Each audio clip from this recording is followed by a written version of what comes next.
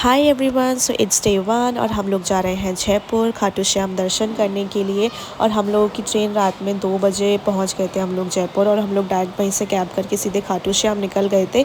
और फिर रास्ते में हम लोगों ने पी थी चाय, क्योंकि सब लोग बहुत ज़्यादा नींद में थे, किसी की भी नींद पूरी नहीं हुई थी।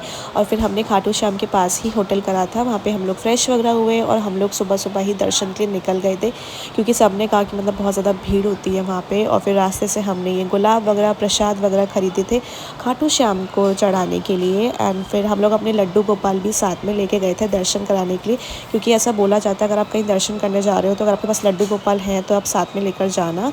एंड हम लोग निकले कितने अंधेरे में थे, बट हमारे पहुँचते पहुँचते बिल्कुल अच्छे से सुबह हो चुकी थी। और अभी हम लोग जिस लाइन में खड़े हैं, आपको देख के लग रहा होगा कि लाइन में बिल्कुल भी भीड़ नहीं है, बट आपको आगे पता चलेगा कि भीड़ वहाँ पे किस हद तक की हो जाती है। हम लोग 6 बजे पहुँच गए थे, फिर भी पता नहीं सुबह सुबह लोग वहाँ पे कैसे इतनी जल्दी पहुँच जाते हैं। एंड हम लोग आरती के टाइम पहुँचे थे।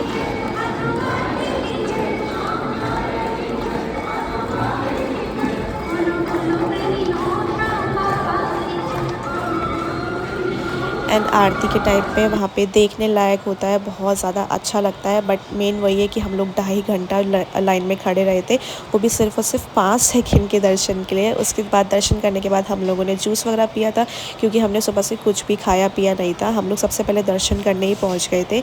एंड उसके बाद गए थे हम लोग नाश्ता करने के लिए। वहाँ ब्रेकफास्ट में हम लोगों को कोई ऐसा ऑप्शन मिला नहीं था खास कुछ, तो हमें ना चाहते हुए भी छोले भटूरे मंगाने पड़े, क्योंकि एक तो हमारे यहाँ पे किसी को भी सुबह सुबह इतना हैवी खाने की आदत नहीं है, तो हमें छोले भटूरे ही खाने पड़े। और फिर हमने अपने लड्डू गोपाल को गुलाब जामुन का भोग लगा दिया था, क्योंकि इनको साथ लेकर गए हैं तो इनको हम बिल्कुल भी भूखा नहीं छोड़ सकते हैं।